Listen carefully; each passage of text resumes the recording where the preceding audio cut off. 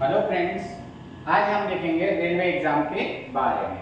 बहुत से बच्चों के मैसेज आ रहे हैं कि सर हमें रेलवे एग्जाम के लिए कौन सी बुक्स रीड करना चाहिए, तो स्पेशली उनके लिए ये वीडियो है।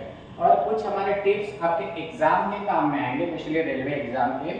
और नेक्स्ट मंथ में रेलवे की आपकी एलटी की एग्जाम है, फिर उसके बाद आरजीएफ की टेक्निकल है, फिर अप्रैल में आपका लगभग एनटीपीसी हो सकता है, अपकमिंग ग्रुप डी भी आ रहा है। तो देखते हैं कि रेलवे के लिए कौन कौन सी किताबें ज़्यादा इंपॉर्टेंट है। तो रेलवे पैटर्न जो है, तो आपको सभी को पता होगा, जनरल अवेयरनेस कितना आता है 40 मार्क का, मैथमेटिक्स कितना आएगा 30 मार्क का, और रीजनिंग कितना आएगा 30, टोटल कितना हो जाएगा 100। और यहाँ पर आपको 90 मिनट मिलेंगे, और उसके साथ साथ यहाँ पे 1/3 निगेटिव मार्किंग कितना रहेगा, 1/3 कितना याद रखिएगा, 1/3 निगेटिव मार्किंग रहेगा। उसके बाद अगर हम मेंस में आते हैं तो मेंस में भी यही पैटर्न रहेगा, बस यहाँ पे थोड़ा मार्क चेंज हो जाएगा।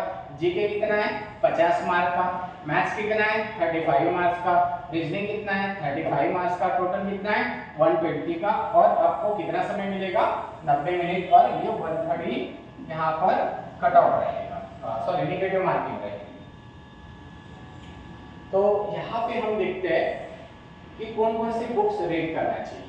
तो रेलवे एग्जाम में होता क्या है कि आपको सबसे ज्यादा 3 या 4 टॉपिक आते हैं। तो सबसे पहले आपके लिए इंपॉर्टेंट है साइंस, उसके बाद मैथ्स, और उसके बाद रीजनिंग। अब यहाँ से सबसे ज्यादा क्वेश्चन आते हैं। जीके से बाकी अगर देखा जाए साइंस को छोड़ के, तो बाकी जगह से काफी कम आते हैं। तो यहाँ पे हम साइंस पे ज्यादा वेटेज देंगे जीके में। तो साइंस के लिए सबसे बढ़िया किताब है लुसेंट, इंग्लिश में आपको ये मिल जाएगी, और हिंदी में अगर देखा जाए तो यही आपको जीके मिल जाएगा। तो आपको रेलवे के लिए लुसेंट ही यूज करना है सबसे पहले साइंस के लिए। अब साइंस कौन सा रीड करना चाहिए अच्छे से, मतलब साइंस भी 3 टाइप में, फिजिक्स, केमिस्ट्री और बायो, तो वो भी हम आगे देखेंगे। उसके साथ साथ आपको स्पीडी लेना ही है, अगर नहीं लिया होगा तो आप ले लीजिएगा। ये कुछ 200 या 300 रुपए के तकरीबन आपको स्पीडी मिल जाएगी। अगर स्पीडी देखा जाए तो एक साइंस की स्पीडी है, और उसके साथ साथ एक जीके की है।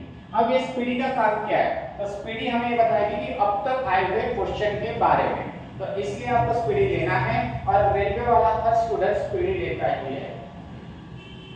उसके बाद अगर देखा जाए तो मैथ्स और रीजनिंग के लिए क्या रीड करना चाहिए, तो मैथ्स के लिए आर.एस. अग्रवाल, इससे अच्छी किताब है ही नहीं। और उसके बाद में मास्टर रीजनिंग, ये के सिंह की आती है, इसमें नंबर ऑफ क्वेश्चन काफी ज्यादा मिलेंगे आपको। तो यही आपको के सिंह की, न्यू वाला नहीं, ये ओल्ड वाला मिल जाए तो बहुत बढ़िया। उसके बाद अगर देखा जाए तो जीके में आपको जैसे हिस्ट्री, पॉलिटी, ज्योग्राफी कवर करना है, तो उसके लिए लुसेंट का ही आपको कौन सा लेना है, एक जीके का लेना है। ये आपको इंग्लिश और हिंदी दोनों मिलेगा। और यहाँ पर अगर आप देखते हो कंप्यूटर का, तो यहाँ से 1 से 2 मार्क के लिए आते, 1 या 2 क्वेश्चन आते। तो आपको यहाँ पे सॉफ्टवेयर, हार्डवेयर, ये लेसन अच्छे से रीड करना है। तो यहाँ पे 10 या 12 लेसन होंगे, और छोटे छोटे लेसन हैं, तो आप इसे एक दिन में ही पूरा किताब अच्छे से रीड कर सकते हो, 2 से 3 घंटे में, या डेली एक भी लेसन कंप्लीट किया फिर भी हो सकता है। उसके बाद मैंने अभी रिसेंटली ये वाली किताब रीड की है, काफी बड़ी है, रेलवे के बारे में पूरी जानकारी है। पूरी मतलब पहले रेलवे कहाँ से कहाँ तक हुई, ये हर जगह बताया जाता है, पर बहुत ही डिटेल में रेलवे के बारे में बताया गया है। विश्व में पहली रेलवे कहाँ शुरू हुई थी, देखा जाए तो पहले रेल मंत्री कौन थे जिन्होंने ज्ञात पत्र दे दिया। उसके साथ साथ रेलवे पहली महिला कौन थी, जो रेलवे कर्मचारी थी या रेलवे ड्राइवर थी, तो लोको पायलट थी। तो ऐसे बहुत सारे आपको यहाँ पे उदाहरण दिखेंगे। और जैसे रेलवे का मास्कोट है ना, क्या है, तो ये सभी किताब में दिया हुआ है, काफी बढ़िया किताब है स्पेशली रेलवे के लिए। तो आप इसे लीजिए, और ज्यादा महंगी किताब नहीं है, ये 70 से 80 रुपए के अंदर में आ जाएगा। साथ ही साथ करंट अफेयर भी आपको रीड करना है, तो करंट अफेयर के लिए प्रतियोगिता दर्पण, ये भी अच्छे से आपको पूरा करंट अफेयर जीके कवर करवा के देंगे। उसके बाद हम देखते हैं मैथ्स के टॉपिक। तो हमें मैथ्स में क्या क्या करना चाहिए, तो देखिए सबसे पहले जो टॉपिक मैंने हाईलाइट किए हैं, तो वो पहले रीड करना है आपको, देन बाकी बाद में। तो जैसे एससीएम, एलसीएम, यहाँ से हमेशा क्वेश्चन आते हैं, एवरेज यहाँ से आएगा, प्रॉब्लम ऑन एजेस यहाँ से तो आता ही है। उसके बाद परसेंटेज प्रॉफिट एंड लॉस, उसके बाद टाइम एंड वर्क और उसके साथ साथ टाइम एंड डिस्टेंस, उसके बाद कंपाउंड इंटरेस्ट और एरिया। तो ये जो है, और सबसे इंपॉर्टेंट है आपके लिए ये दो कौन से, एक नंबर सीरीज और एक डीआई। डीआई में आपको 4 टाइप दिखेंगे और नंबर सीरीज, तो इतना आपको सबसे पहले करना है मैथ्स में। अगर फिर भी आपके पास अगर समय बचता है तो बाकी लेसन आप बाद में देखिए, तो जो हाईलाइट किए तो सबसे पहले आपको उसे रीड करना है। उसके बाद में रीजनिंग में हमें क्या रीड करना है। अब रीजनिंग में बहुत सारे टॉपिक है, तो इसमें से हमें बस थोड़े बहुत जो टॉपिक है उसको ही रीड करना है। तो यहाँ पे अल्फाबेटिकल सीरीज आती है, तो वो सबसे पहले रीड करना है। उसके बाद ब्लड रिलेशन, कैलेंडर या क्लॉक, दोनों में से कोई एक आएगा। कोडिंग डिकोडिंग के 4 टाइप रहते हैं, इस 4 टाइप में से कोई भी एक टाइप आ जाएगा। उसके बाद डिसीजन मेकिंग, उसके बाद यहाँ पर क्यूब और डाइस, इसमें से कोई भी एक आएगा। उसके बाद डायरेक्शन आ जाएगा, मैथमेटिक्स ऑपरेशन आ जाएगा, मैट्रिक्स आ जाएगा, इनपुट आउटपुट ये मेंस का याद रखिएगा। उसके बाद अगर देखते हैं तो मिरर और वाटर इमेज, उसके बाद जंपिंग सीरीज, उसके बाद पेपर फोल्डिंग आ सकता है नहीं आ सकता, उसके बाद ये puzzle, order and ranking, sitting arrangement, उसके बाद सिंगलिज्म, इनइक्वालिटी, ये सब मेंस के टॉपिक हैं।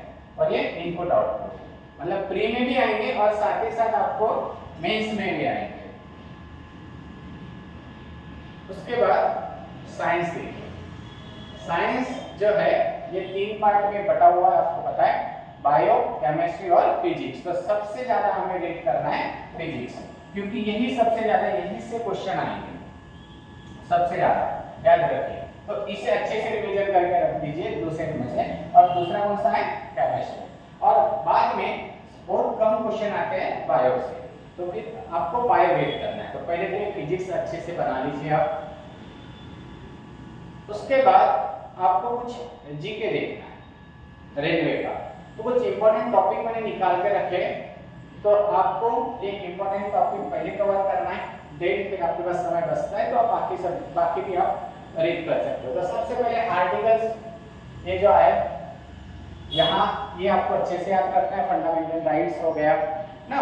उसके बाद भारत के जो प्रेसिडेंट हैं उनके बारे में काफी अच्छे से रीड करना है। उसके साथ साथ कुछ कला, संस्कृति और नृत्य भारत में ये देखना है कि मोहिनी भट्ट जो है ये नृत्य कहाँ का है, कला और संस्कृति के बारे में अच्छा नॉलेज आपको चाहिए। उसके बाद में इंपॉर्टेंट दिन चाहिए कि भाई कैंसर डे कब है, वो जो दिन कब है। उसके साथ साथ भारत में त्योहार है प्रमुख, तो उसे भी हमें पता रहना चाहिए कि किस स्टेट का कौन सा त्योहार है। उसके साथ साथ इसरो और नासा, इनके ऊपर आए दिन क्वेश्चन आते रहते हैं। और उसके बाद करंट में कैबिनेट मंत्री कौन है, एक प्रथम वाले, सबसे पहले वाले और अभी करंट वाले, दोनों भी आपको याद रखना है। उसके साथ साथ अंतरराष्ट्रीय ऑर्गेनाइजेशन जो है उनके बारे में आपको पता रखना है, उनके हेडक्वार्टर कहाँ पर है और करंट में उसके सीईओ या अध्यक्ष कौन है, ये याद रखना है। उसके साथ साथ नेशनल पार्क, जो हमारे इंडिया में कौन कौन से नेशनल पार्क किस स्टेट में है और किस जानवर के लिए फेमस है, ये आपको देखना है। उसके साथ साथ भारत के रेलवे में क्या होता है ना, सबसे ज्यादा पहले मुख्यमंत्री या पहले राज्यपाल पूछे जाते हैं। और इसके साथ साथ नदियों के किनारे बसे हुए शहर, ये रेलवे के फेवरेट क्वेश्चन है, जो आई थिंक आप देखोगे पुराने पेपर सेट में आपको मिलेगा। तो पहले सीएम और राज्यपाल और उसके साथ साथ करंट में अभी के, ये दोनों भी देखना है। उसके साथ साथ आपको नदी देखना है, उसका उद्गम स्थान कहाँ पर है, कौन सा शहर किस नदी के किनारे बसा हुआ। उसके बाद झीलें देखना है, उसके साथ साथ पर्वत देखना है। और जैसे पर्वत, हिमालय पर्वत कितना किलोमीटर फैला हुआ है ना, तो लगभग 2400 किलोमीटर आपको दिखेगा।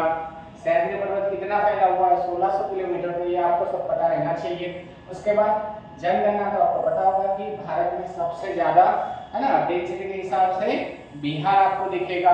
उसके साथ साथ देखेंगे तो दुनिया में पहला नंबर भारत का ही लगता है अभी करंट में, पर आपको ज्यादा 2011 की जनगणना के अनुसार देखना है, तब हमारा दूसरा नंबर लगता था।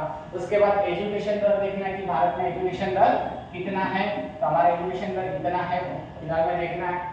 उसके बाद में जो 7 अजूबे जो है विश्व धरोहर स्थल, ये भी हमें देखना है। ये किसलिए देखना है, क्योंकि यहाँ से आई क्वेश्चन आते हैं। अब हमें भी पता रहता है बट फिर भी कैसा होता है ना, यहाँ पे जैसे हम बोलेंगे कि सबसे बड़ी लंबी दीवार कहाँ पर है, तो सबका आंसर आएगा चीन, पर वहां पर ऑप्शन दिया रहेगा नॉर्थ चीन, साउथ चीन, ईस्ट चीन या वेस्ट, है ना।